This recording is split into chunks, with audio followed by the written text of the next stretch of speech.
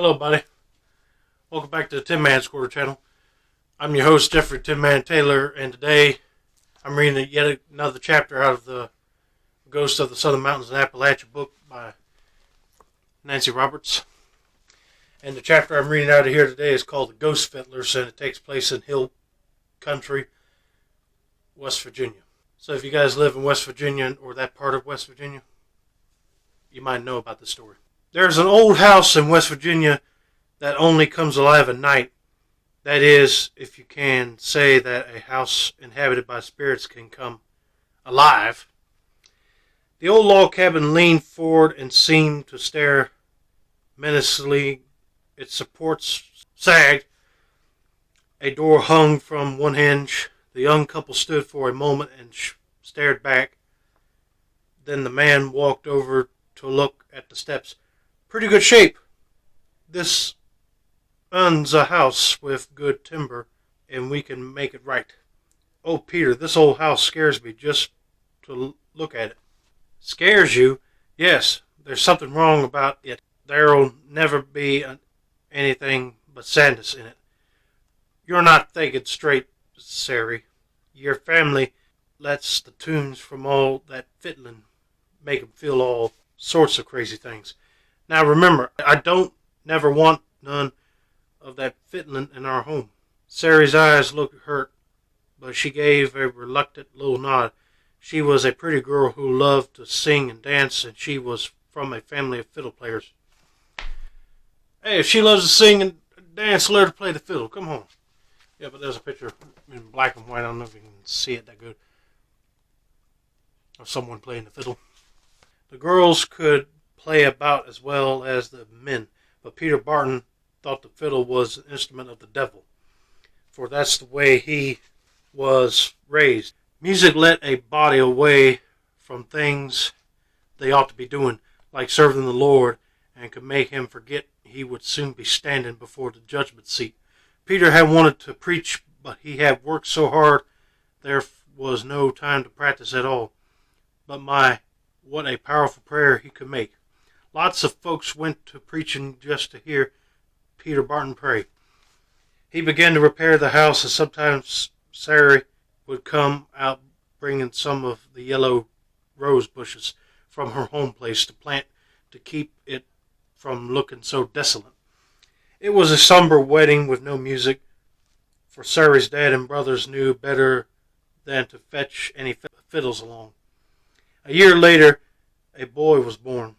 Peter wanted to call him after one of the thundering prophets of the Old Testament, but Sari said her grandpappy's name, James, was the same as one of the apostles, and her husband agreed. They lived to themselves, for Peter never wanted to take her over to see her family, for that instrument of the devil, the fiddle, could often be heard. Its strains floating from the cabin at night. Secretly, Peter feared he might come to look one of the gay tunes or plaintive lovers' ballads, and then he was convinced he could lose her faith. Now, come on, if you want to take her to visit her family, I mean, she could tell them to not play the fiddles around you. Folks passing the Barton house at supper time could hear Peter's strong, resonant voice reciting the blessing as if he were giving a benediction to the multitude. He took Sari and the boy to church and never missed a meeting. People said the prayers he prayed could make chills run down a man's spine. Somehow he never had any close friends, for he didn't seem to trust anybody. Some said it was because he had to scrabble so hard for what he got. They also said he was a strong-tempered man, and that both Sari and the boy were afraid of him. Sari's ma took sick one day, and they sent for Sari, so Peter took her and the boy, James, on their 2 white mules. Right off, James saw a fiddle hanging on the wall and asked his granddaddy what it was for. It was the first time he ever seen one. His granddaddy took it down and played a gay lulling medley. James wanted to try it, but his father scowled at the boy was afraid to touch it. When they left, Peter told James that he was never to play such an instrument of the devil, and if he ever took it up, he'd have to leave home. Sometimes Peter would make money by running a raft of logs down the river. There was much timber in the area, and he would tie the loose logs into the raft and ride it downstream where he would sell them to buy land. It took about 4 days because he would have to walk back. One day while he was gone, James' grandmother became sick again, and he and his mother went over to the house. He asked his granddad to play for him, and when he had finished, James wanted to try it. Sary's father suggested she take the fiddle home with her and teach the boy while his father was away. Sary looked at the fiddle with longing and all the beautiful, haunting melodies she had learned as a girl came to mind. How she had missed them.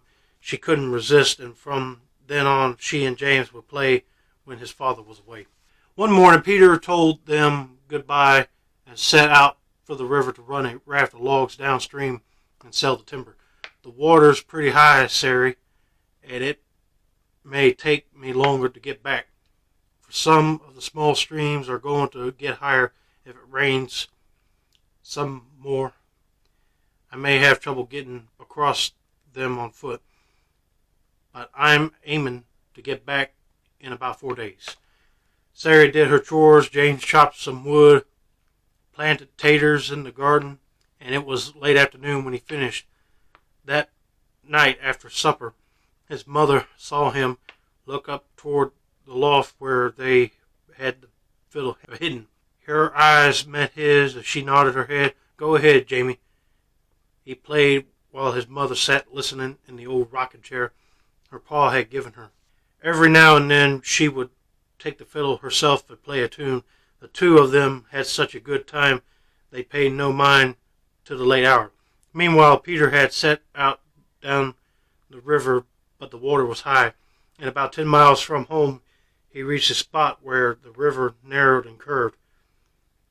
Here the current was swift, and it pulled the raft right over the big rocks he had always managed to see and avoid. When the water was lower, the raft went all to pieces, and only by clinging to one of the logs was he able to keep from drowning. He stopped at the house to dry himself, and by the time he had walked out all the way home, it was getting on toward midnight. He was surprised to see the light of the lamp burning in the little cabin, but as he drew closer he knew why. The wind brought the sound of a gay foot-tapping melody called "Sweet Sunny Sow." Peter's face grew grim and hard. The appealing lit of the time, rather than touch his heart, only moved him to anger. A fiddle was used as dances and other frolics. It was clearly the instrument of the devil in his eyes of the mountain preachers, and Peter flung open the door in a black rage. He snatched the fiddle out of Jamie's hands, and taking his knife, he deliberately cut every string. Then he hung it near the mantel and turned to Jamie, thundering, "There hangs the instrument of the devil as a reminder to all them who would not obey. I told you, Jamie, you have to leave this house, if you ever brought a fiddle into it. Now, you go to your grandpappy's and stay there." Jamie had no light, but he was afraid of his father, and he left right then. Sary thought he would go to her pa's place and stay there till Peter cooled down and then come back. But that was not to be. The following morning Peter rose early to milk the cow. She was in the far pasture, and when he went to fetch her, he saw a dark, crumpled figure lying at the foot of the cliff at one side of the field. It was Jamie. He had lost his footing in the dark, fallen down the cliff head first, and struck a stump. The boy's neck was broken. Peter carried his son's body back to the house. It is said that Peter was never the same. He no longer took his logs down the river. He scarcely talk to anyone now, and in church he never prayed aloud again. For years later he was killed when one of the mules kicked him, splitting his head open. Oh God. Some folks said he had told Sarah he would live only 4 years, 1 year for each string he had cut on the fiddle. He was buried beside his son in the graveyard. Sarah lived on at the house, getting queerier and queerier, and late at night when folks walked the path near the cabin, they would hear the strains of a fiddle playing. One morning someone found her sitting in her rocking chair with a fiddle across her lap and a smile upon her face. Stranger still, even after the old lady died, the sounds kept on, and if anything, there were more and more reports of music rippling through the night air coming from the old cabin. Sometimes gay, but more often sad and plaintive. Even today, there are few people who care to walk the path near the old cabin after dark, nor does anyone want to stay overnight or live there again. It is a dark, saggy skeleton of a place. Yet they say that near midnight, the eerie, haunting music of Jamie's fiddle may still be heard, coming from beyond the grave. Yeah, that was spooky. Especially coming out of the place like that, and there ain't nobody in it. If his dad was not uptight over a fiddle, then that boy would have survived. But I'm sorry that boy lost his life too early. But anyway, I hope you guys enjoyed this chapter out of the Ghosts of Southern Mountains in Appalachia. Don't forget to like, subscribe, turn on post notifications for more book reading content like this. This has been another successful installment of the Tin Man's Corner channel. I'm your host, Jeffrey Tin Man Taylor. I say that's a wrap, and have a nice day, everybody.